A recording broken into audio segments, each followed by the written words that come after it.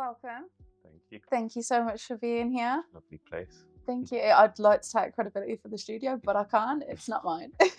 So talk to me. Who is Trunks? Where did it all begin? I'm just a guy who likes to try and have some sort of reasonable, honest message. I try to just be honest with myself, and I think music is a great way to try and get to honesty. Yeah. Yes, yeah. Where did your musical journey start? So shout out Was a Millie first of all. Big Was a Millie.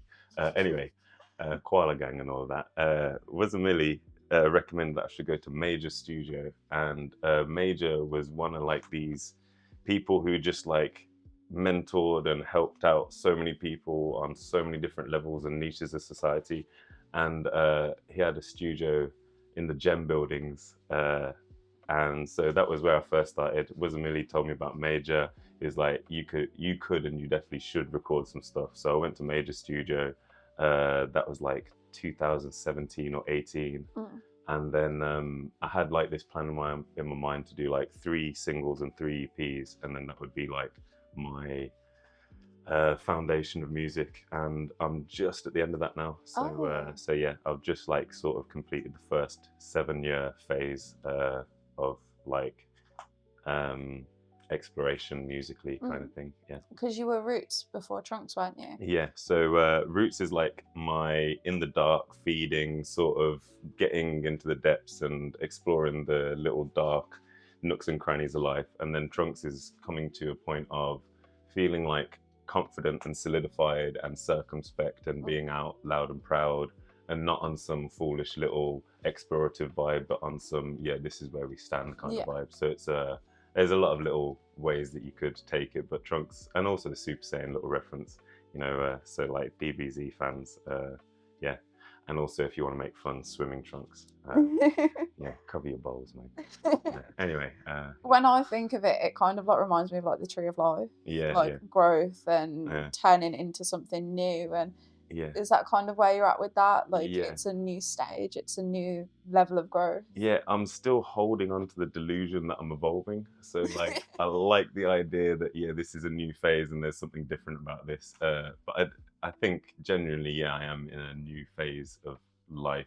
This sort of, I'm 33 now, fucking hell, 33. And I feel like I said to myself in my 20s, I'm going to reach 33 and be at my prime and be doing all the stuff that I'd wanted to do in my 20s, and it's happening. So yeah, praise be and all of that.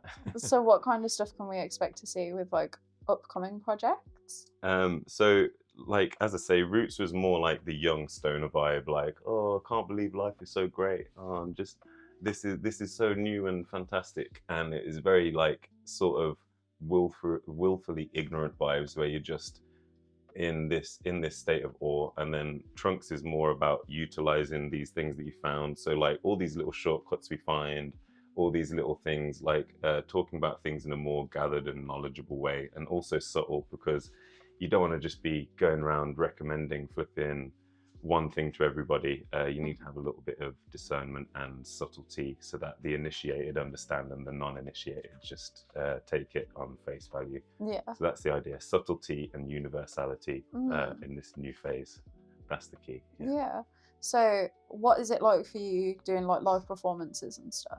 I really enjoy live performances more and more now. I used to feel quite nervous about it, but when there's like ciphers and stuff, I tend to just try and actually freestyle and just come up with new stuff. So I'll be coming out with a lot of the same old stuff, but then every now and then, like say you do 5 minutes of freestyle, you might have like 4 bars or 8 bars that you think, oh shit, I surprised myself there. That's actually pretty good. So then you like take the one bit that you surprise yourself with, transfer that into other stuff.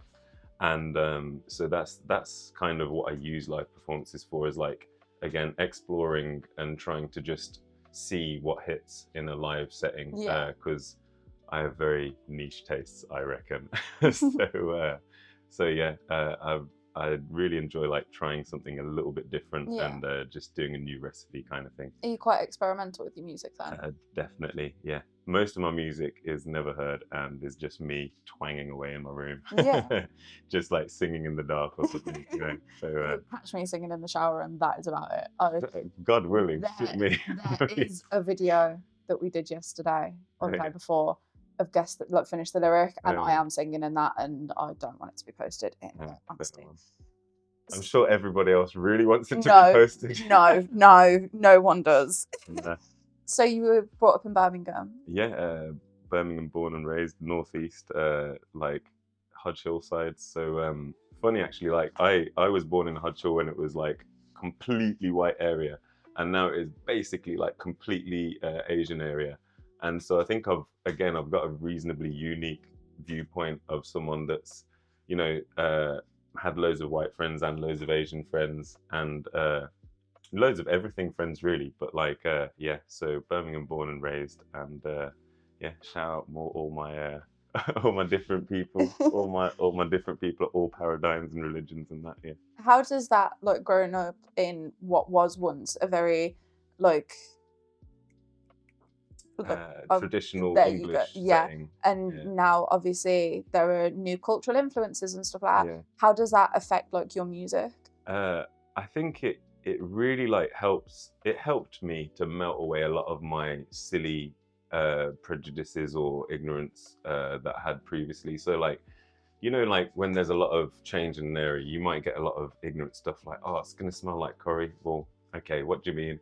Yeah. There's gonna be like halal shops. Well, what are you on about? Yeah. There's gonna be mosques. Well, there's gonna be Muslim people living here to go to the mosque. So you start to see a lot of the ignorance and frustrations pop out, and unifying all of those splits, like the dualities and the multiplicities that we see in society, where there's people just posting up in different places ideologically, and trying to like just bring that all together. So like trying to take my Christian upbringing into like something that makes sense to my Muslim brothers or my atheist brothers. Like yeah, unification is how it affected me, and trying to like bring together everything.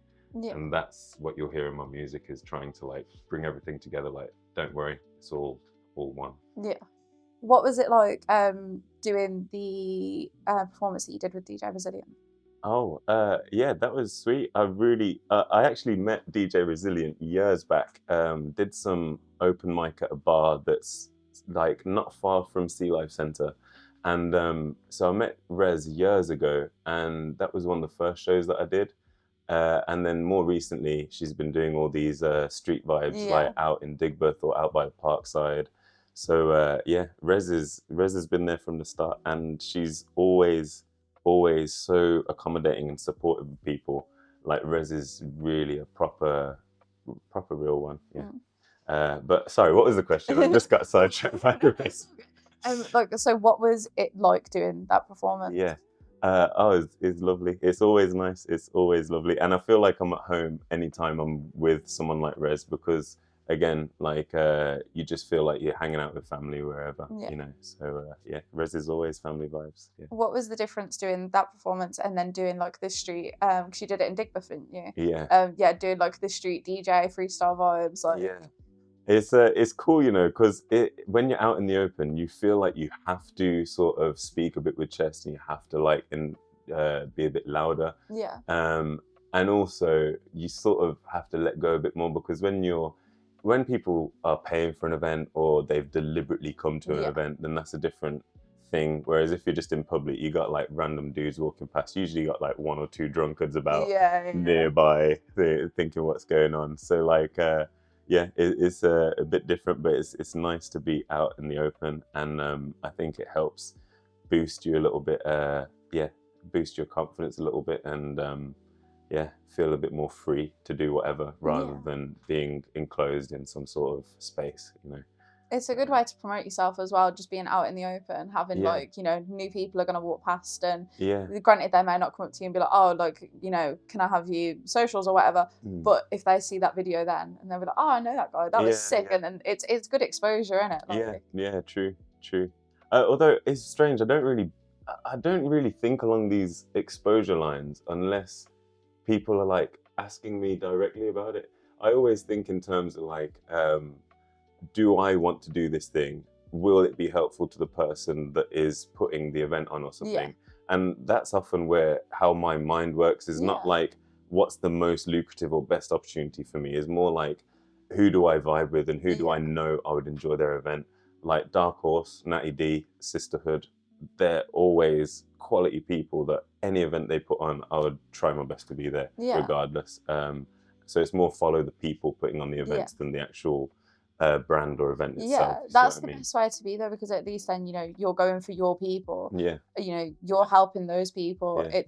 It's not like a self-centered, selfish way of going. It's, you know, that's how I ended up here, really. Well, you know, we had a chat and I thought these are real folks that really want to help people, and also just folks that seem real and not presented. Yeah. You know, so like that's what I search for, is just transparency, clarity. I'm glad that you got that from us. Thank you. Course, makes me feel good. 100%.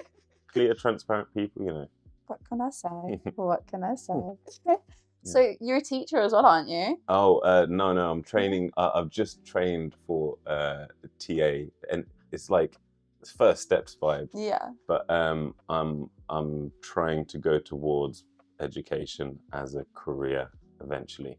What inspires you there? I think that for many, many reasons, the education system is in dire need. And I think that more than that, it's not so much the actual teaching of it that needs to be done. It's the switching young ones from the 0 to the 1. So from like the unengaged, apathetic, self-service, get whatever I want, everything else kind of mentality, to the trying to link in, trying to, oh, actually, I should always be wanting to learn. Oh, I've heard this story before. I should be listening for the new detail. Yeah. Or just getting getting people to be interested in good stuff is a struggle more and more these days.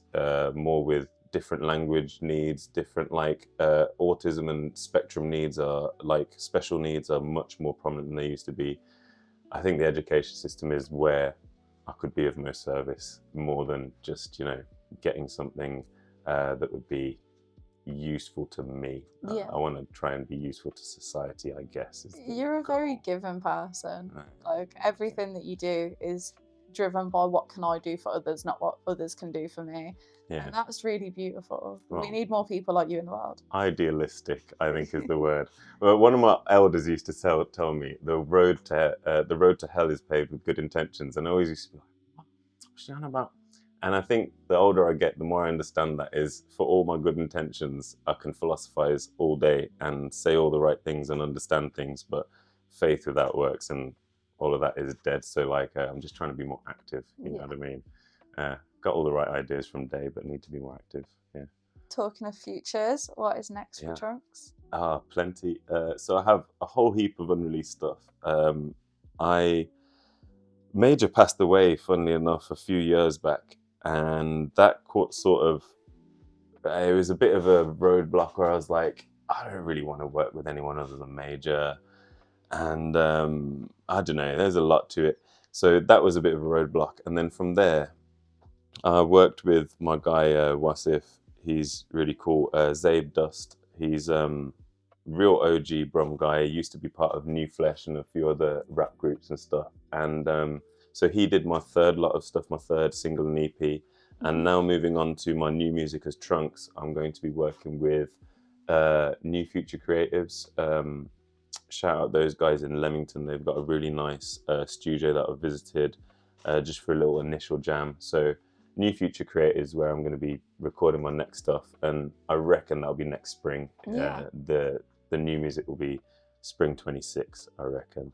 But until then, just hitting up places like Pirate Studios, hitting up places like Dark Horse, checking in with Rez and other DJs like that. So just trying to stay active in amongst all the other stuff going on in real life.